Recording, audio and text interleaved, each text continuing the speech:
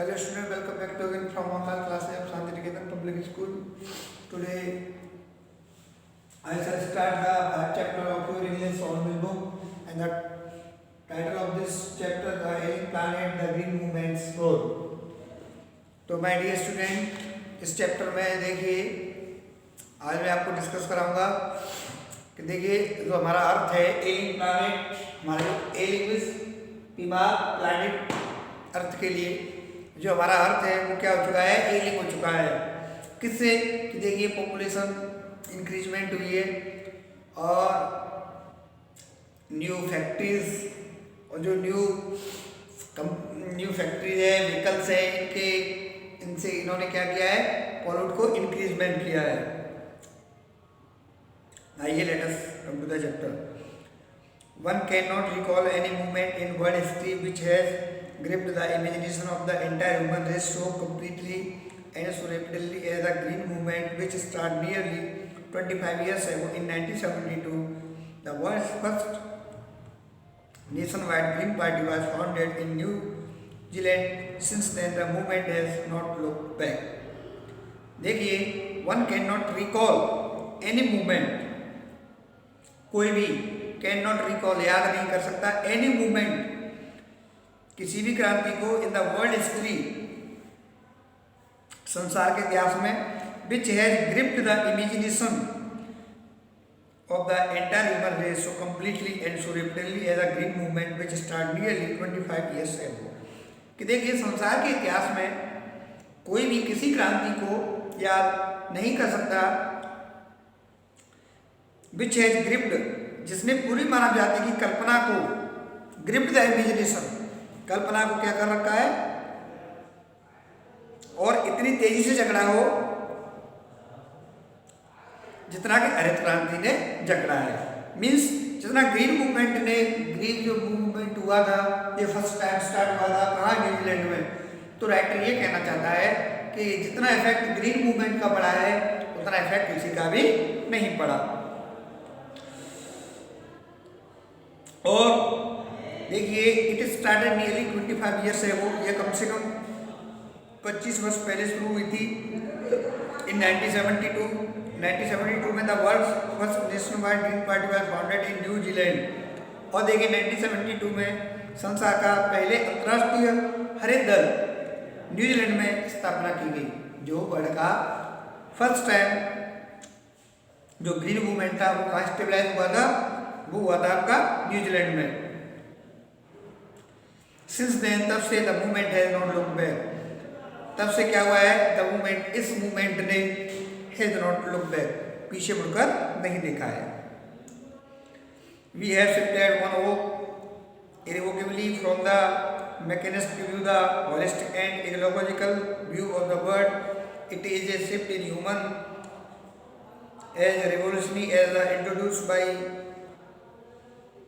Copernicus, who taught mankind in the 16th century that the earth and the other planets revolve around the sun. For the first time in human history, there is growing worldwide consensus that the earth itself is a living organism, an enormous being of which we are parts. It has its own metabolic needs and vital process which need to be respected and preserved. कुछ difficult word देखते हैं, देखिए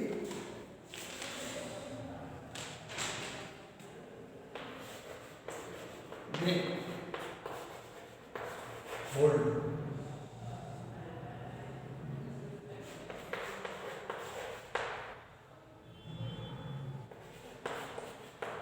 stick, hold,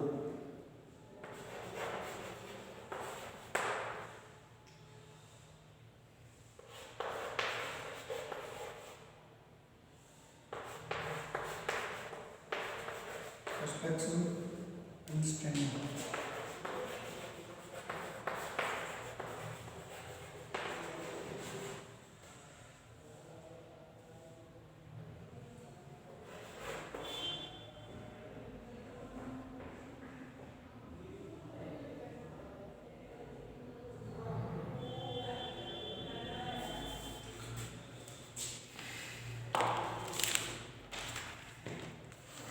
We have shifted one hope इरोकेबली देखिए कोई भी determination से hope कर सकता है फ्रॉम द मैकेनिकल व्यू कि हम संसार के प्रति मैकेनिकल व्यू इस मशीनी विचारधारा से to a holistic and ecological view of the world हम क्या कर रहे हैं विचारधारा से मतलब संपूर्ण और पारिस्थितिकी विचारधारा वाले बन गए हैं। हम क्या हो गए मतलब संपूर्ण और पारिस्थितिकी विचारधारा वाले बन गए हैं। It is a shift in human perception as a revolutionary as that introduced by Copernicus who taught mankind in the 16th century that the earth and the other planets revolve around the sun। और देखिए it is shift in human, यह बदलाव मानव ज्ञान में इतना क्रांतिकारी है as revolutionary, इतना क्रांतिकारी है जितना कि कोपरनिकस ने 16वीं शताब्दी में यह बता कर ला दिया था कि पृथ्वी और दूसरे ग्रह सूर्य के चारों ओर चक्कर लगाते हैं। देखिए कि यह जो चेंजिंग हुई ये इतनी इम्पोर्टेंट थी, जैसे कि कोपरनिकस ने पहले बताया था, क्या बताया था कि जो अर्थ है वो क्या करती है और दूसरे ग्रह जो अर्थ एंड जो अदर प्लैनेट है वो क्या करते हैं, सूर्य के अराउंड क्या करते हैं, मूवमेंट करते हैं। इतना ही इम्पोर्टेंट ये था।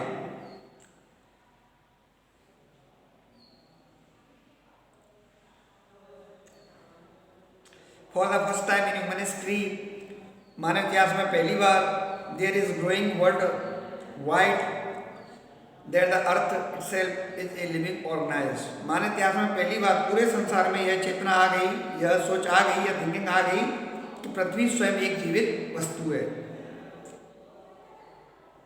The earth itself is a living organism means पृथ्वी स्वयं क्या है, एक जीवित वस्तु है। An enormous being of which we are parts, it has its own metabolic needs and vital process which need to be respected and preserved।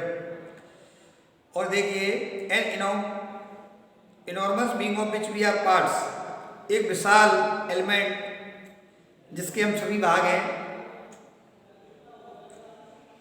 इसकी स्वयं की बदलाव संबंधी जरूरतें और महत्वपूर्ण प्रक्रियाएं हैं जिनका सम्मान करने और रक्षा करने की जरूरत है। जो अर्थ है वो क्या है, देखिए एक इम्पोर्टेंट है और इसके जो पार्ट्स हैं या पूरी अर्थ है उसकी सेव करने की हमारी क्या बनती है, रेस्पॉन्सिबिलिटी बनती है।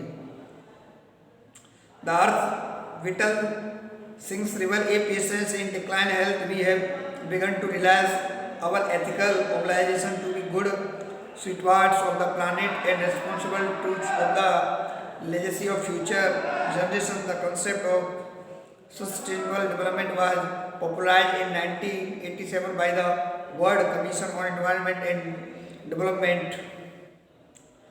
देखिए the earth vital signs reveal a patients in decline health,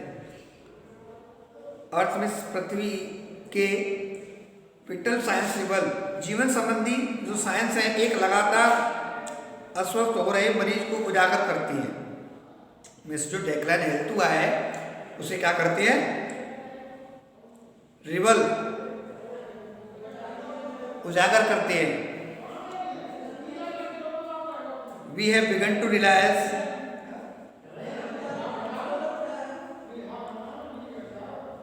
our ethical obligation to be good steward of the planet and responsible trustees of the legacy of future generation. हमें हमारे इस तरह की अच्छी सरकारें और भविष्य की संतानों के उत्तरदायी विरासत रखने वाले बनने के नैतिक कर्तव्य का एहसान होना शुरू हो गया है। The concept of sustainable development was popularized in 1987। देखिए दीर्घकालीन विकास के विचार को 1987 में अंतर्राष्ट्रीय पर्यावरण एवं विकास आयोग द्वारा मिली।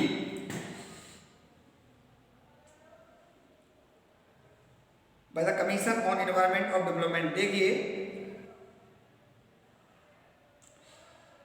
in its report it defined the idea of development।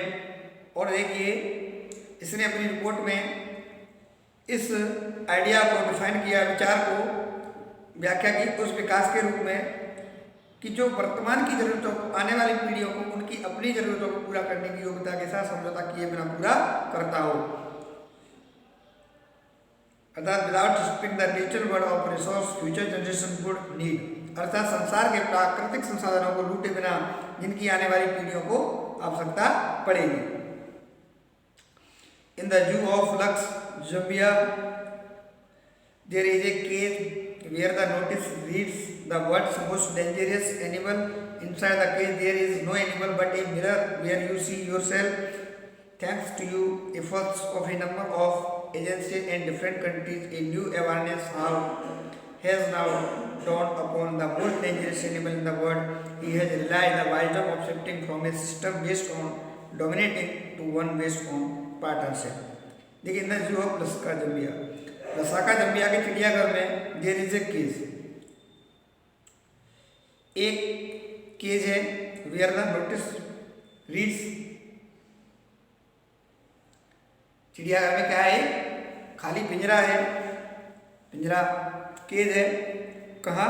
लसाका Zambia के चिड़ियाघर में क्या है? ये एम्प्टी केज है। The world's most dangerous animal, जहाँ यह नोटिस लगा हुआ है, there is cage where the notice read, जहाँ पे एक नोटिस है वो क्या लगा हुआ है? The world's most dangerous animal, के संसार के सबसे खतरनाक जानवर। Inside the cage there is no animal but a mirror. और देखिए संसार का सबसे खतरनाक जानवर, पिंजरे के अंदर कोई जानवर नहीं है परंतु एक दर्पण लगा हुआ है। क्या हुआ है? एक दर्पण, mirror where you see yourself, जहाँ तुम खुद को देख सकते हो। Thanks to the effort of a number of agencies in different countries, इसका श्रेय संसार के विभिन्न देशों में कई एजेंसियों को जाता है। A new awareness has now dawned upon that the most dangerous animal in the world, कि संसार के सबसे खतरनाक जानवर में नई चेतना पैदा हो गई है, नई व्यू पॉइंट, नई थिंकिंग, कॉग्निटिव थिंकिंग ग्रो हो गई है। He has realized the wisdom of shifting from a system based on dominating to one based on partnership. उसे एकाधिकार की व्यवस्था से सहयोग की व्यवस्था में जाने की बुद्धि का एहसास हो चुका है। तो माय डियर स्टूडेंट, आज मैंने आपको इस चैप्टर का फर्स्ट पार्ट पढ़ाया।